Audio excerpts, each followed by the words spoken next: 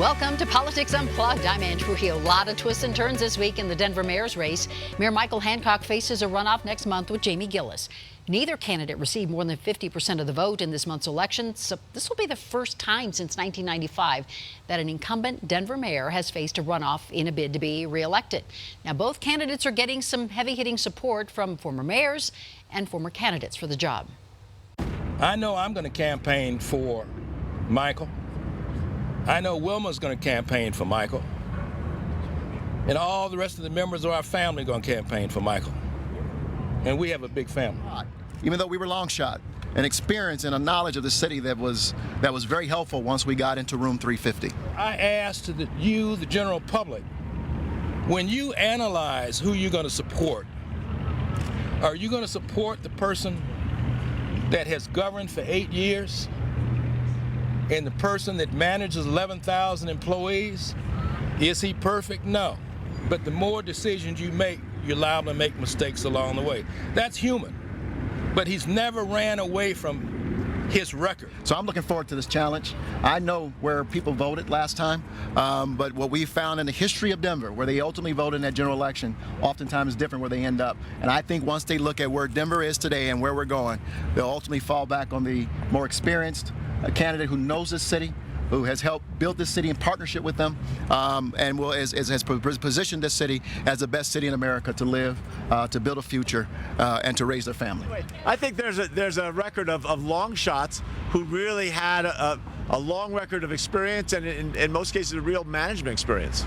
Let's let the man continue to cast. Let him play the whole game, all 4 quarters, 3 terms, 12 years, and finish the job. But I think you heard some of that today. How many people have you managed? Do you understand the complexities of this city and its impact and its reach to the federal level, state level, and the regional level? And then how do you explain your support for your opposition to I-300 and support for repealing the camping ban? There's a very stark contradiction there that needs to be, I think, laid out for the people of Denver, because 83% of people made it very clear that they don't find dignity or compassion in encouraging people to sleep outdoors, nor a city that enables that. We will not only repeal the urban camping ban, but we will replace it with incentive-based approaches, investing in our human resources, listening to providers who say we need $50 million a year to deal with the homelessness crisis.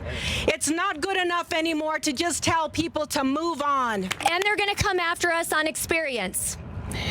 But I stand here today surrounded by 2 incredibly qualified people.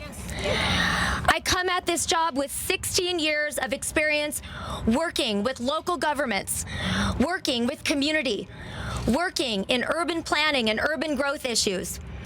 My friends, we have more experience than Michael Hancock ever had walking into this office. We're going to have big projects. We need big projects. But we can't afford to have big projects like the convention center mired in bid rigging controversy.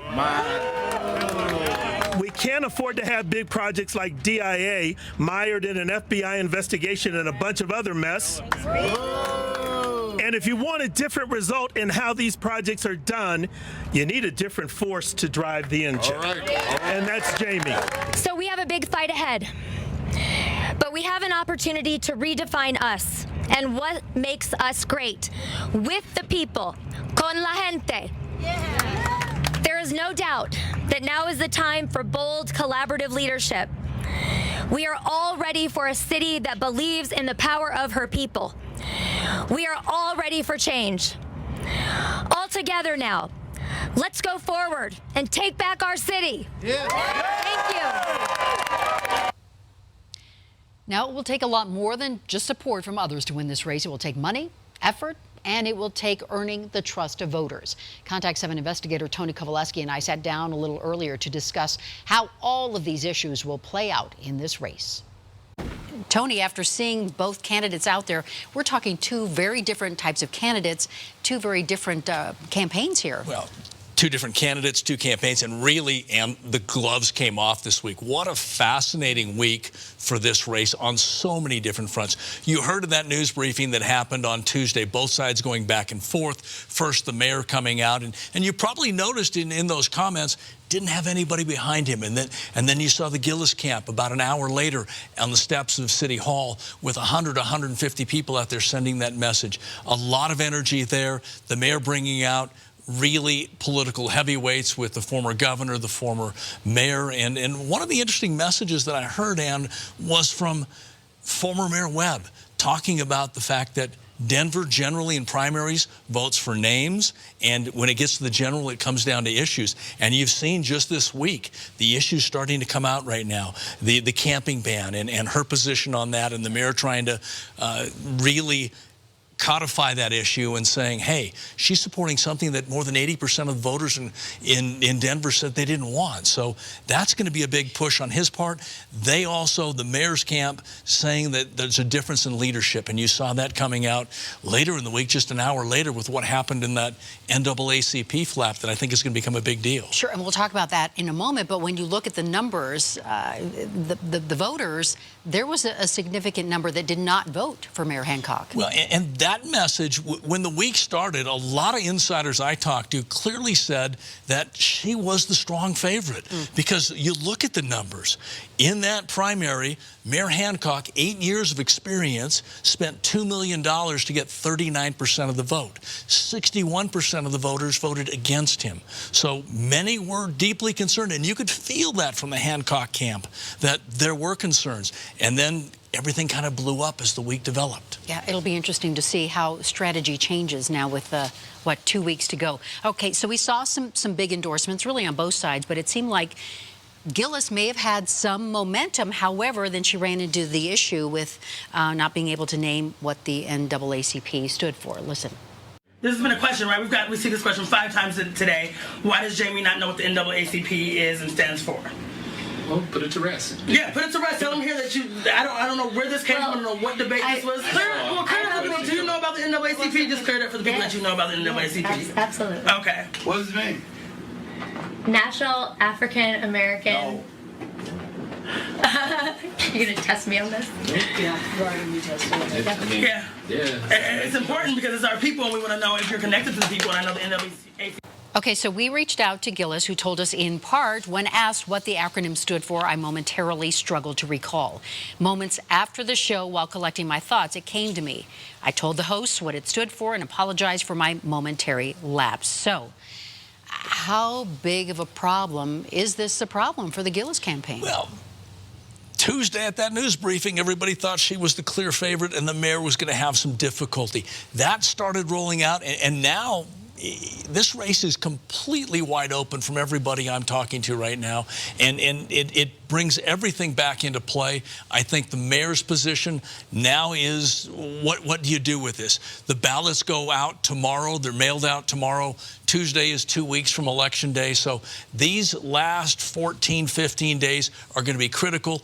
I'm interested to watch, Ann, if the mayor's campaign takes that moment, buys commercial time both on radio, TV, and uses that to try to send a message, because I think it was not only what she didn't say, it was how she failed to handle that opportunity. And I think there's reason to be concerned if you're in the Giellis camp, and I think there's reason if you're in the Hancock camp to see new opportunity, because a week ago, many people said that primary number said he was done. Yeah, because I think at least that response opened eyes for a lot of folks in the minority community, not just in the black community, but in the Hispanic community and the Asian American community. I think a lot of people were taken aback by what they saw. Well, any voter. I mean, you talk about moments, and in a presidential race, you talk about as somebody presidential. In this situation, you're talking about as somebody mayoral.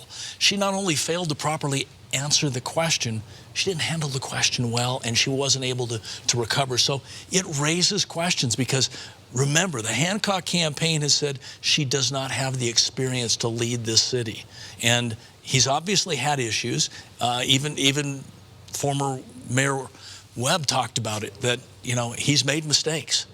Well, let's talk about that, because last year you investigated some suggestive text that he sent to a member of his security details. So I suspect that will come into play in this campaign as well, right? Well, some have talked about the potential impact. That was a year ago. Do voters remember what happened? And there have been hints during some of the debates trying to talk about his integrity and what happened there because, you know, serious questions. You had a detective on his detail saying that she was sexually harassed. He got in front of our cameras, as you remember, and apologized and said, what I did was wrong. I'm going to lean in. I'm going to take accountability. I made a mistake. Next 2 weeks are going to be fascinating. Does her campaign remind people about that moment? How strong do they put those gloves on, and how much of a fight are we going to have? It's going to be an interesting 2 weeks. And it will be interesting to see how forgiving Denver voters are for either of these candidates who they have some baggage, both of them now. Exactly, and you talk about forgiving, and I was actually talking to a political operative, and I look at what happened to Tiger Woods at the Masters just a month ago. I mean, here's somebody whose name had a lot of challenges, and the entire country was happy to see him win again, it appeared. So can they somehow find a way to get beyond the baggage, because now they both have it, and get 50% plus one vote. It'll be fun to see what happens in these next 2 weeks. Tony Kowaleski staying on top of the Denver mayor's race for us. All right, we'll be right back.